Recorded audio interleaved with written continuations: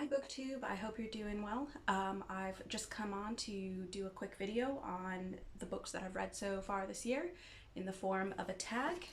This one is the mid-year review tag, and I realize, yes, it's nearly September, but better late than never. I tend to find that tags are somewhat inadequate when it comes to nonfiction reading. They tend to be more geared towards fiction, and some of the prompts in this are definitely reflective of that, but I enjoy it, and we'll get through it, and but some of the questions might just be a pass. But anyways, as you can clearly see, I'm not in my normal backdrop. I decided to do this from the comfort of my couch today.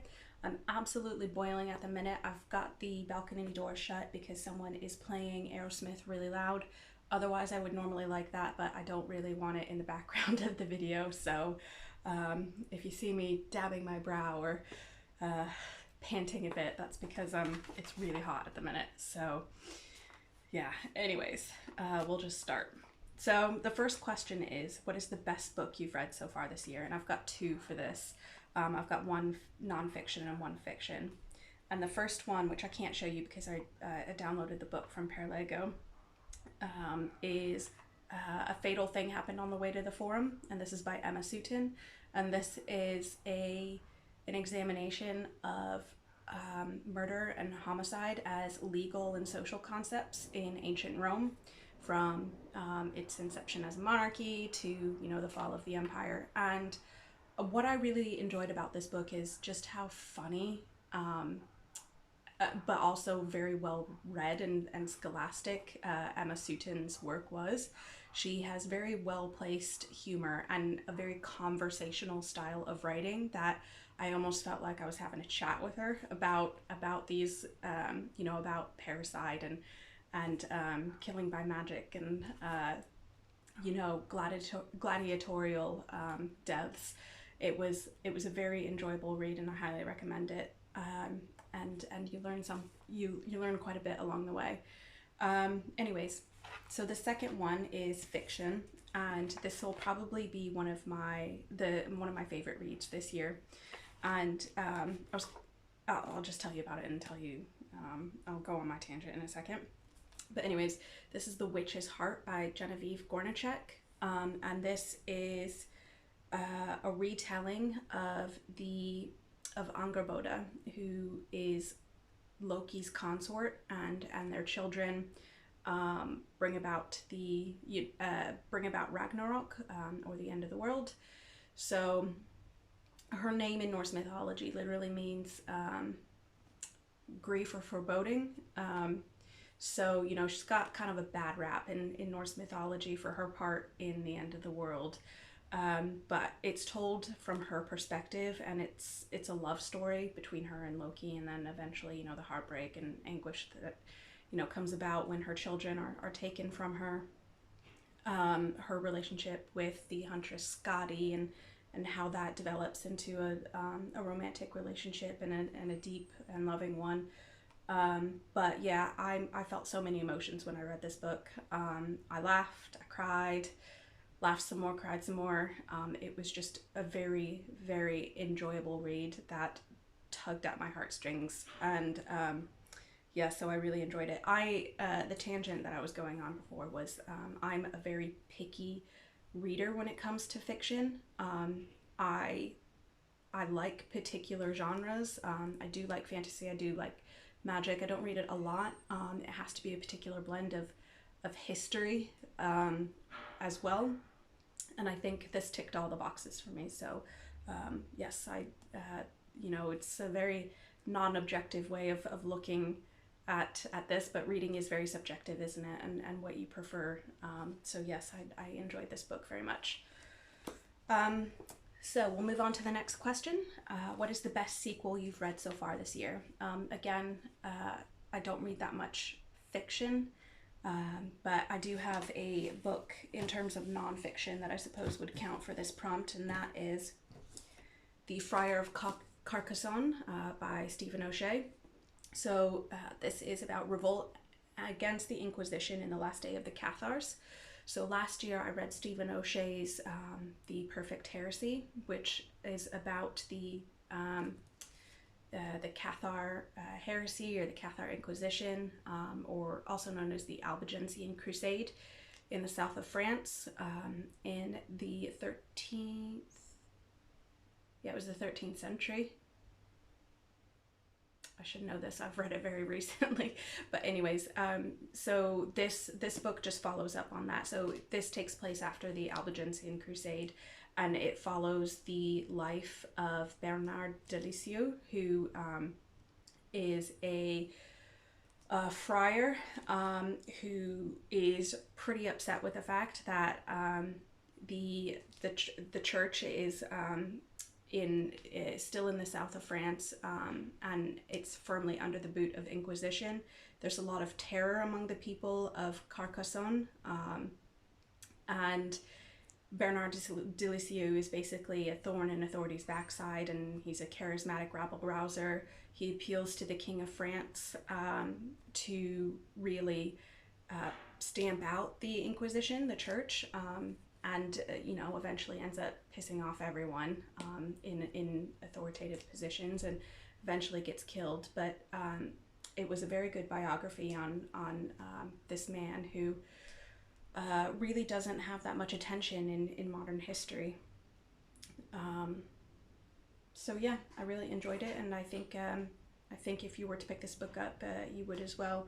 The author, Stephen O'Shea, I really enjoy his style of writing. I enjoyed The Perfect Heresy, well, enjoyed as much as I could. With, it was about the genocide of Cathar believers of the Cathar faith in the south of France, and the horrors of war that follow it. But again, I thought this was enjoyable. He has a very I wouldn't say conversational style of writing, but he's very descriptive. I like how he can evoke emotion with his style of writing. So yeah, anyways, I'll move on. So the next question, let me just have a sip of coffee first before I move on. So the next question is, what are some new releases you haven't read but want to? So there is a book by Catherine Hanley that I would really like to read called Two Houses, Two Kingdoms. And this is a sort of parallel look at the royal houses of the Plantagenets, or the Angevins, and the Capetians in France. If you watch my channel, you know that I am really, really into the medieval history of England, and to an extent France. I absolutely love reading about the Plantagenets. I think in terms of a family that bickers amongst itself and creates a lot of issues due to internal fighting, you shouldn't look much further than the Plantagenets. A lot of the history that involves the Plantagenets is very Game of Thrones, just between the struggles that they have between each other and with the Kingdom of France, the Capetians, and that's because the history between the two kingdoms, the two dynasties, is very interlinked. The Plantagenets, or the Angevins, you could say, so they held the dukedom, or the duchy, of Normandy. And when William the Conqueror eventually conquered England, he in effect became the King of England, but he was also still the vassal of the King of France, who were the Capetians. So that sparked a centuries-long battle between these two kingdoms for power. So yes, anyways, that was a long tangent, but I'm really looking forward to that book. I like Catherine Hanley's other books. I read one by her on Matilda. Again, she was the mother of Henry II, who ended up taking the throne after a long civil war in England. So yes, I'm looking forward to that. Anyways, next question. What is the most anticipated release for the second half of the year? Again, it would have to be that one that I've just mentioned, but I'm also looking forward to the paperback release of The Burgundians by Bart Van Loo. I am also fascinated by the development of the Burgundians and their identity. You know, from their initial emergence as a sort of non-sedentary society that eventually moved into the in the south of France, and then their expansion as not only a county, a separate duchy, a part of the Holy Roman Empire, but also part of the French kingdom, and then, you know, their expansion north into the Low Countries. I'm just absolutely fascinated by it. But anyways, moving on. Question number 5. What is the biggest disappointment of the year? I wasn't terribly disappointed by anything that I read this year, but I would say that it would probably... I'll start by saying I didn't dislike this book. I enjoyed it. I gave it 3 stars. It would be The Historian by Elizabeth Kostova. I was really looking forward to this book because I love everything Dracula. Dracula is one of my favorite novels. I love the history and the folklore related to vampires. So I was really excited to read this. It started out well. It's very atmospheric. She has a great way of writing descriptively. However, I'm not going to ruin the plot for anyone, but when, you know, after the climax and you realized Dracula's motivations in this book, I was like, what? You kidding me? That is ridiculous. But yeah, anyways, I still enjoyed the book. I thought it was great. But yeah, it was certainly unexpected. It was an unexpected plot turn, for sure. And I gotta say, it falls under the disappointment category because it didn't, the plot and the motivations by Dracula in doing what he did for, you know, hundreds of years, and it just didn't really make sense to me, and it didn't really hold weight. But yeah, without ruining the novel, I can't really discuss it further without ruining the novel for anyone, but yeah, it was a disappointment to me for that. But I still enjoyed the process of reading this book. So yeah. Anyways, number 6, what was the biggest surprise? Probably The Historian, for the plot twist, but also I did, you know, the one that I mentioned earlier, The Witch's Heart, it was the biggest surprise for me because I don't really read fiction, and I suppose B, which leads from that, is it was a very unexpected, serendipitous find. I was just wandering through the local bookstore, not really having anything in mind, just browsing, and I picked this up and I read it in an afternoon. I enjoyed it that much, so yeah, that was a surprise for me. Number 7, what is a favorite new to you or debut author? This would have to be Shelley Puhak, who wrote The Dark Queens. I understand she's not a historian. I think she mainly does poetry and other genres. But when I saw this book about the Merovingian queens Fredegund and Brunhild, I had to pick this up.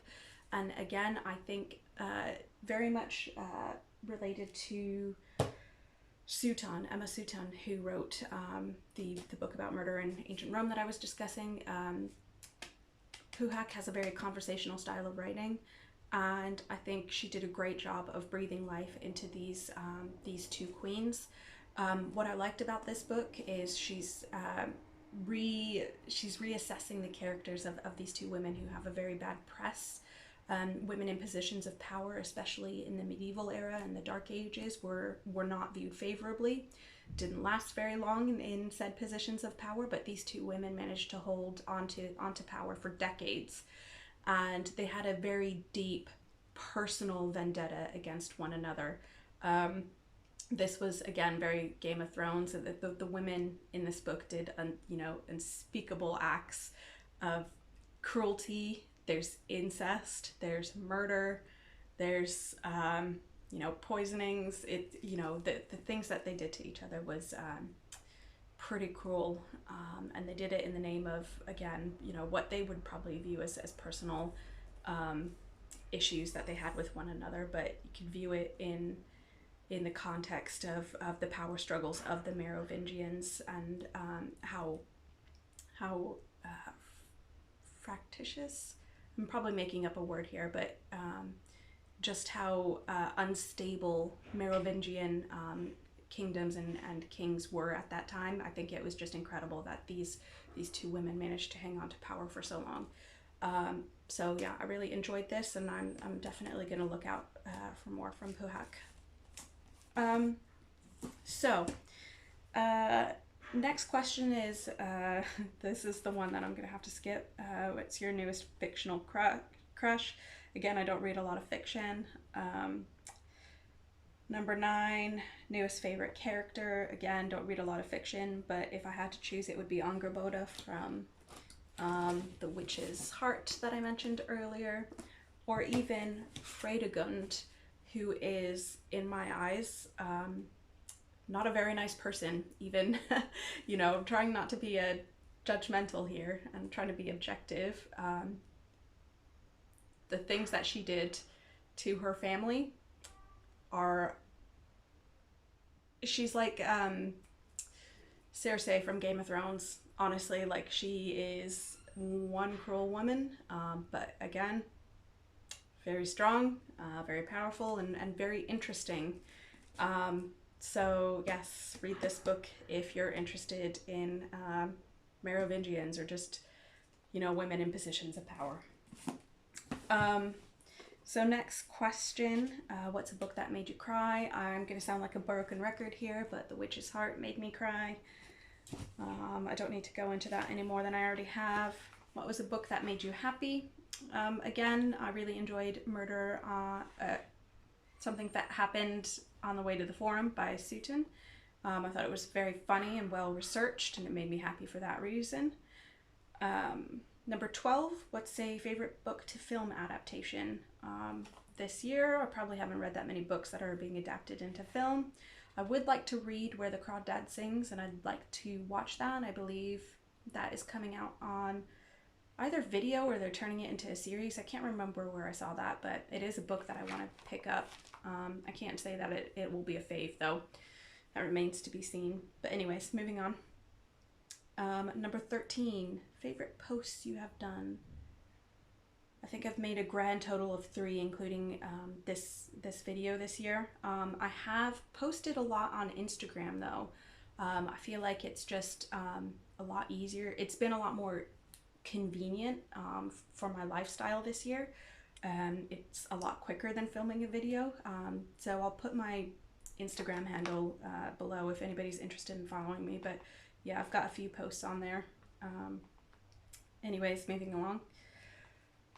14, what's the most beautiful book that you've bought this year? I really enjoy this one. I think it's really pretty. You can see, got the 2 queens here. This actually has significance in the book. So poisoning was a common method of assassination amongst the Merovingians, and I forget the name of this particular type of dagger, but it was used quite a lot, where they would poison the tips. So that features heavily in this book. But anyways, I think it's beautiful. I think it's a nice color. But yeah, another one that I think is beautiful, and I haven't even looked at it yet, and I purely bought this because I would just want to look at the pretty pictures in the book, is this, Dragons, Heroes, Myths, and Magic by Chantry Westwell. But yes, look at the detail.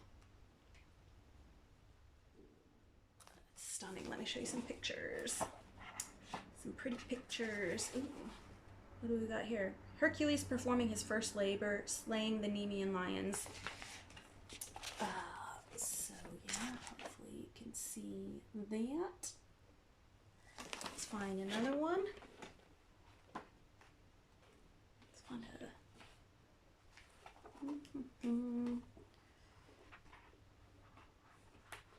Shouldn't be difficult, but what I'm trying to do is find one that has a lot of color.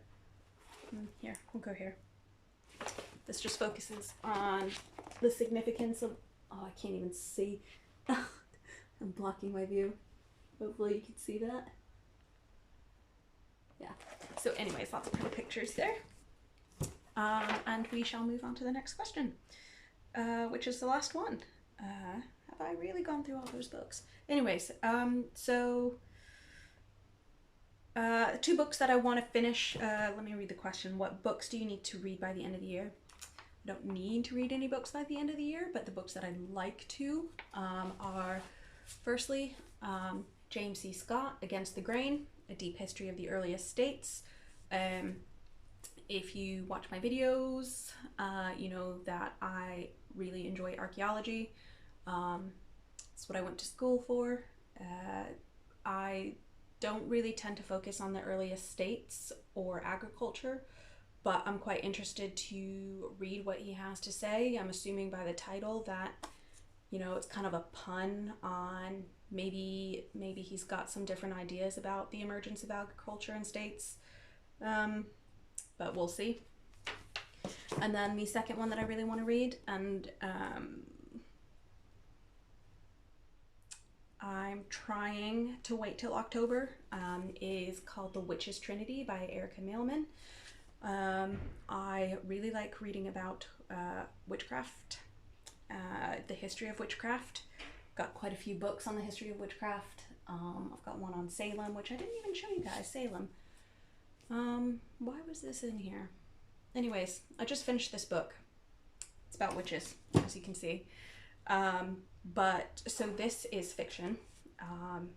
I'll just read it out. So Germany, 1507. In a time when famine is rife and panic spreading, people resort to desperate measures in order to survive. When a visiting friar suggests that witchcraft is to blame for their failing crops, Ermeltrude sees an opportunity to get rid of her burdensome mother-in-law, Guda. So yeah, I won't carry on, but I really want to read this, and I'm trying to save it for October because I like to get in the mood for Halloween. It's my favorite holiday. But yeah, we'll see. I might start reading it next week. But anyways, I'm looking forward to those two books.